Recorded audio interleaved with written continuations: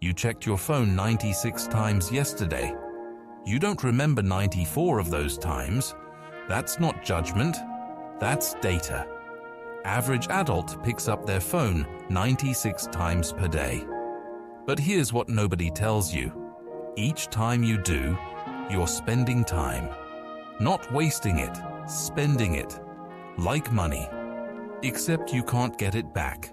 And the terrifying part? You don't even notice it leaving. Right now, in this moment, your life is being quietly spent. Not stolen, not taken by force, spent by you in ways so small, so automatic, so normalized that you've stopped seeing them. 3 minutes scrolling before bed, 5 minutes checking email at breakfast, 2 minutes refreshing feeds while waiting in line, 15 minutes watching videos you'll forget by tomorrow. These aren't big moments. They're not dramatic. Nobody's going to make a movie about the 30 seconds you spent staring at your phone in an elevator. But here's the math. 30 seconds, 6 times a day, every day for a year. That's 18 hours. Almost a full day. Gone. And you have no memory of where it went. You think you're just checking something, but you're not checking. You're spending. Trading actual time, limited, finite, unreplaceable time, for simulated connection, for manufactured urgency, for the feeling that something is happening when nothing is. And the worst part? It's designed that way, engineered that way, optimized that way. Every app you use was built by teams of PhDs in behavioral psychology, whose literal job is to make you spend more time. Not because they're evil, but because time is the product. Your time, your attention, your life. And you're giving it away 96 times a day without even realizing you made a choice. Let me show you where your life goes. Not in theory, in reality. You wake up, reach for your phone, check notifications.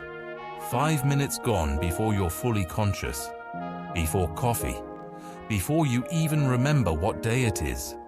You eat breakfast, phone next to your plate, scrolling while chewing, not tasting, not present, just consuming content while consuming food. 15 minutes. Gone. And you don't remember what you ate or what you read. You wait for something, anything, a meeting, a friend, a bus. Out comes the phone, not because you need something, because waiting feels wrong now, uncomfortable. So you fill it. 2 minutes here, 3 minutes there. By the end of the day, 30 minutes. Gone. And nothing gained. You get into bed. Just checking one thing. 45 minutes later, you're watching your third video about something you don't care about. Tomorrow, you won't remember it, but you'll remember being tired and wonder why. This is your life, being spent, in increments so small that each one seems meaningless, but they add up. Studies show average person spends 4.5 hours per day on their phone. That's not work. That's scrolling, checking, refreshing, watching. 4.5 hours every day. In a week, 31.5 hours. In a month, 135 hours. In a year, 1,642 hours. That's 68 full days. More than 2 months of your life every year spent on a screen. And at the end of those 68 days, what do you have? What changed? What did you create? What did you experience that mattered? Usually, nothing. Just a vague sense that time passed and you're tired. But here's what you gave up for those 68 days. 68 days you could have learned something deep. 68 days you could have created something real. 68 days you could have been fully present with people you love. 68 days you could have been alone with your thoughts. 68 days you could have actually lived instead of scrolling through other people's lives. And this isn't about judgment. This isn't about phone bad, real life good. That's too simple. This is about awareness, about seeing what's actually happening.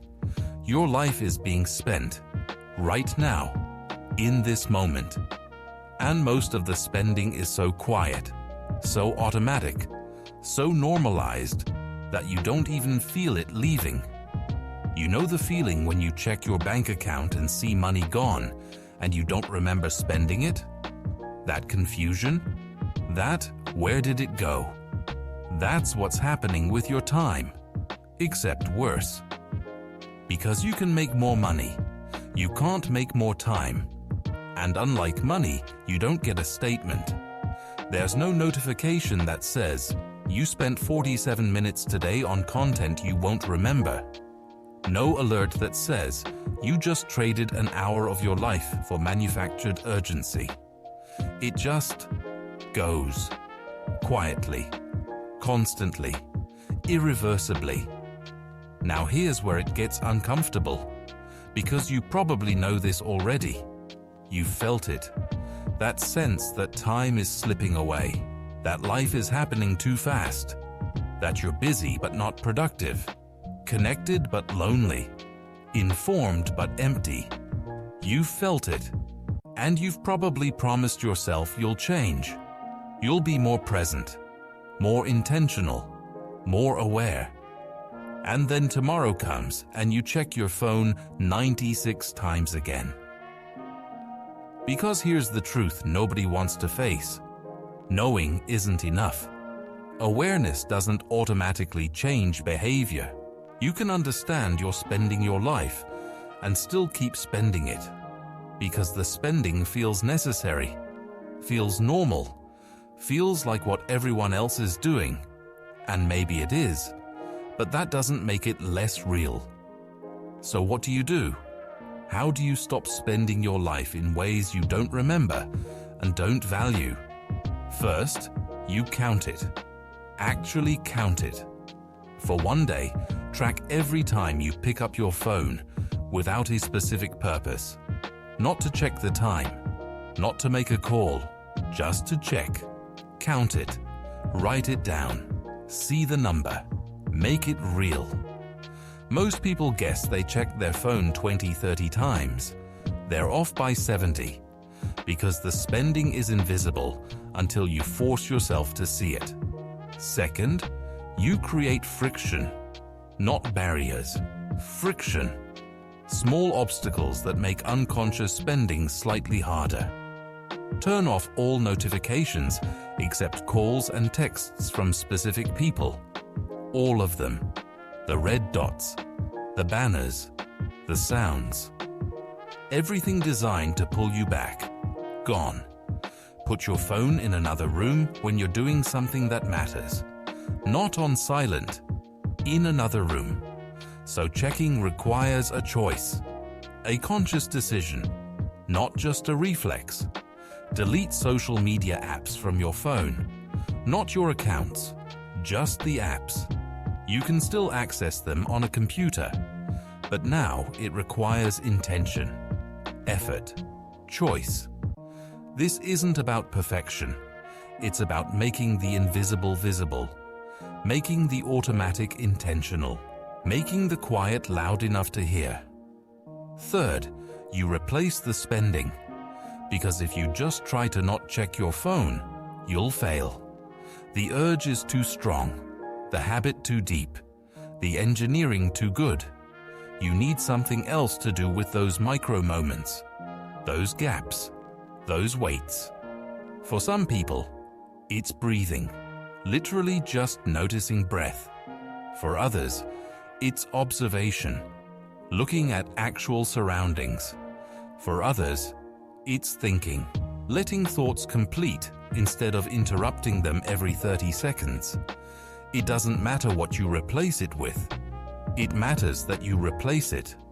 Because the space will fill with something, either with intentional presence or with automatic spending.